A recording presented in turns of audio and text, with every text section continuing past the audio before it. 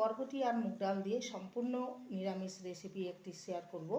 প্রথম থেকে শেষ পর্যন্ত দেখার অনুরোধ রইল। সমস্ত বরবটিকে কেটে নিয়েছি। এবার চলে যাব মূল রান্নার।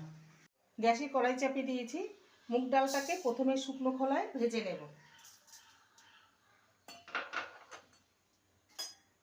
তাকে ভেজে নিয়েছি, এর থেকে বেশি ভাজবো না, তাহলে মুগ ডালটা সেদ্ধ হবে না। এবার একটি পাত্রে নামিয়ে ভালো করে জল পাল্টে পাল্টে আমি ধুয়ে নেব, ডালটাকে পরিষ্কার করে নেব।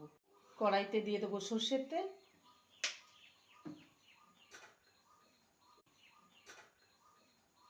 দিয়ে দেবো সামান্য হলুদ গুঁড়ো আর সামান্য লবণ।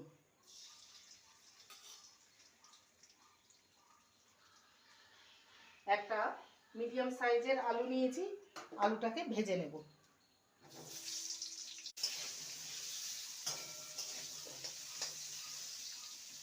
আলুটাকে খুব ভালো করে ভেজে নিয়েছি, একদম সোনালি কালার করে। এবার এটাকে তেল ঝরিয়ে তুলে নেব।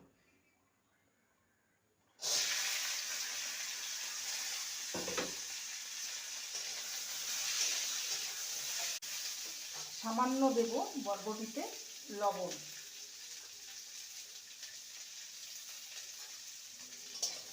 এটাকে তুলে নেব। ফোড়নে দেব হাফ টিস্পুন গোটা জিরে,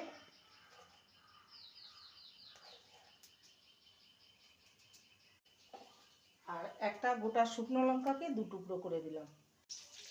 ফোড়নটা ভাজা হয়ে গেছে, এবার দিয়ে দেবো আদা বাটা। এবারে একটা মিডিয়াম সাইজের টমেটো নিয়েছি, সেটা দিয়ে দেবো। লবণ একেবারেই দিয়ে দিলাম। টমেটোটা সুন্দরভাবে গলে গেছে। এবার শুকনো মশলা দেব। হলুদ গুঁড়ো সামান্য, জিরে গুঁড়ো 4 ভাগের 1 ভাগ, ধনে গুঁড়ো 4 ভাগের 1 ভাগ, আর ঝাল লঙ্কা দেবো না। এখানে 3টে কাঁচা পাকা লঙ্কা নিয়েছি।